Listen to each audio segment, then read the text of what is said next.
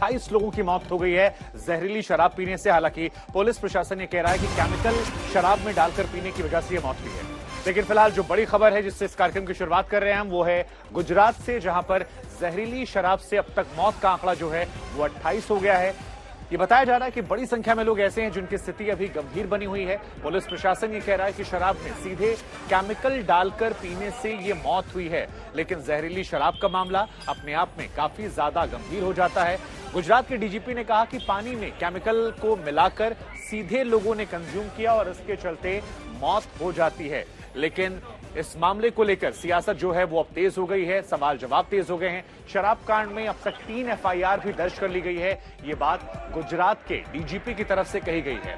तो देखिए, गुजरात से लेकर दिल्ली तक कैसे संग्राम है। दिल्ली में आबकारी नीति पर बीजेपी हमलावर थी, एक्साइज नीति को लेकर जांच की बात थी, लेकिन अब आम आदमी पार्टी कह रही है कि शराबबंदी के बावजूद गुजरात में कैसे ये कारोबार हो रहा है और गुजरात में अवैध शराब कारोबार को क्या राजनीतिक संरक्षण दिया गया है, ये अपने आप में एक बड़ा सवाल है। जहरीली शराब पीने से 28 लोगों की मौत हो जाती है। 3 यहां पर जो साजिश के तार जुड़े हैं वो जयेश, संजय और एक अन्य आरोपी है। इमोस कंपनी है, 60,000 में 200 लीटर यहां पर मिथाइल ली थी और उसके बाद ये कहा जा रहा है कि शराब के नाम पर पाउच में सप्लाई कर दी गई, केमिकल को मिलाकर सप्लाई की गई और इस वजह से 28 की मौत हो गई है अब तक।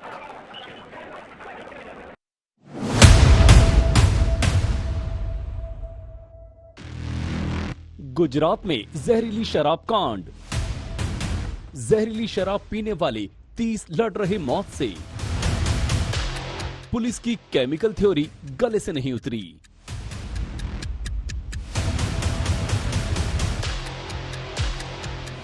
गुजरात के बोटाद जिले के रोजित गांव में जहरीली शराब ने तांडव मचा दिया है। जहरीली शराब पीने से यहां मरने वालों की संख्या लगातार बढ़ती जा रही है।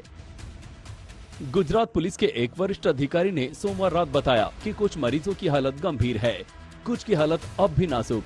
पुलिस से जुड़े सूत्रों के मुताबिक अभी 30 लोगों का विभिन्न अस्पतालों में इलाज चल रहा है।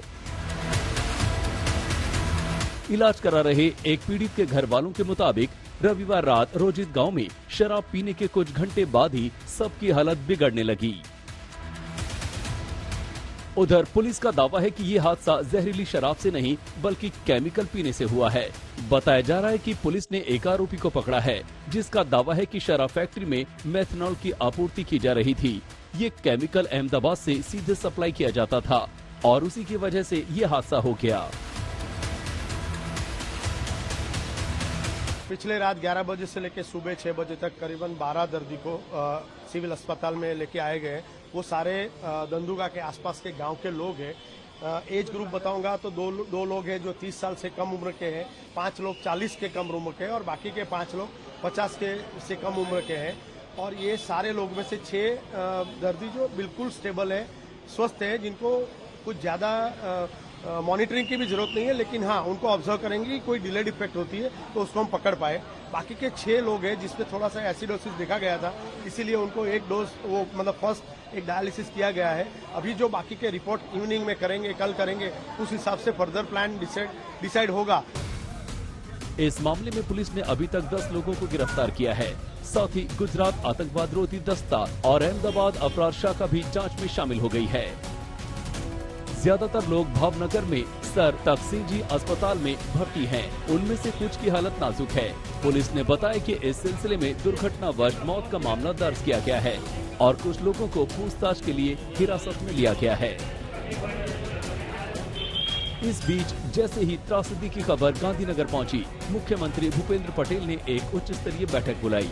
सूत्रों के मुताबिक वरिष्ठ पुलिस अधिकारियों, फॉरेंसिक विशेषज्ञों और स्वास्थ्य अधिकारियों को बोटाद जाकर हालात का जायजा लेने के निर्देश दिए गए हैं। सवाल यही है कि शराबबंदी के बावजूद राज्य में शराब कैसे और कौन बेच रहा है। गुजरात में 1960 से ही शराबबंदी लागू कर दी गई थी। 2017 में गुजरात सरकार ने शराबबंदी से जुड़े कानून को और कठोर कर दिया था। कोई गैर कानूनी तरीके से शराब की बिक्री करता है तो उसे 10 साल कैद और 5 लाख रुपए जुर्माने की सजा हो सकती है। गुजरात में शराबबंदी के बाद इस जहरीली शराब कांड को लेकर अब सियासी दावपेच और आरोप का सिलसिला तेज हो गया है। प्राथमिक जो बात सामने आई, इसमें 3 से ज्यादा लोगों की मौत हुई है। बहुत चिंता का विषय है। गांधी सरकार के गुजरात में नशाबंदी का कानून भाजपा की भ्रष्ट सरकार की वजह से कागज पे है। भाजपा की इच्छा शक्ति का अभाव है या सोच समझ के भाजपा ऐसे असामाजिक तत्वों को बेरोक-टोक दारू का धंधा रोजगार कर सके, इसके लिए ये पूरी व्यवस्था को छीन-बीन कर रखी है। राज्य में शराब की बिक्री पर पाबंदी है। ऐसे में इस शराब कांड ने संतरी से लेकर राज्य के मंत्री तक सभी को सवालों के घेरे में लाकर खड़ा कर दिया है। गोपी मणियार, अहमदाबाद, आज तक।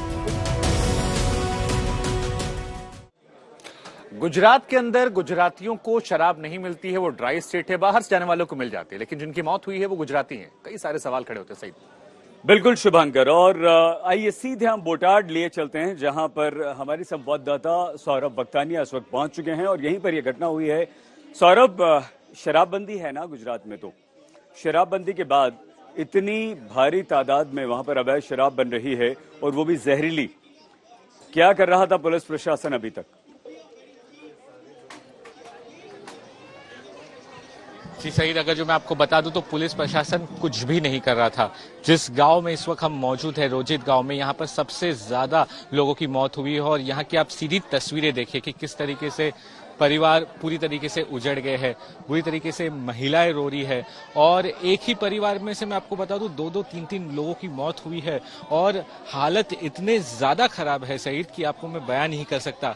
यहाँ के जो सरपंच है जिगर, उससे भी मैंने थोड़ी देर पहले बात की। सरपंच का ये कहना है कि पिछले 6 महीने से लगातार यहाँ पर बुटलेगर्स थे और बुटलेगर्स कई तादाद में यहाँ पर बाहर से ये जो शराब है वो लेकर आते थे और उस शराब को यहाँ पर लाके बेचते थे। और यहाँ पर की सईद मैं आपको ये भी बता दूं कि महिलाओं के साथ छेड़छाड़ तक होती थी। इन्होंने पुलिस को कंप्लेंट की। यहाँ पे जो बरवाला पुलिस स्टेशन है वहां के पीएसआई, एसीपी, एसपी सबको लेटर्स लिखे हुए, लेटर्स की कॉपी आज तक के पास है, लेकिन पुलिस ने कोई कार्रवाई नहीं की। लगातार कंप्लेंट्स जाती गई, लेकिन आप देखें कि पुलिस के एक इनएक्शन के वजह से किस तरीके के यहाँ पर हालात हुए हैं। और पूरे गुजरात के हिस्से की बात करूं, यहाँ के मतलब कि 28 लोगों की अभी तक मौत हुई है, लेकिन और भी 9 से 10 लोग ऐसे हैं सही जिनकी हालत बहुत ही ज्यादा गंभीर बताई जा रही है। आप देखिए गांव की तस्वीर देखिए कि ये एक घर है, उसके पास ये दूसरा घर है, वहां पर भी मौत हुई है। यहाँ पर मतलब एक मैं आपको बात ऐसे बताना चाहूंगा कि जो घर में आप जाओगे वहां पर किसी ना किसी की मौत हुई है और इस तरीके के हालात पूरे गांव में मातम पसरा हुआ है। थोड़ी देर पहले मैं शमशान भूमि गया था सईद और वहां पर एक साथ 6 जो लाशें हैं, मतलब 6 बॉडीज की अंतिम विधि हो रही थी और मतलब हम बयान नहीं कर सकते उस तरीके के बुरे हालात थे।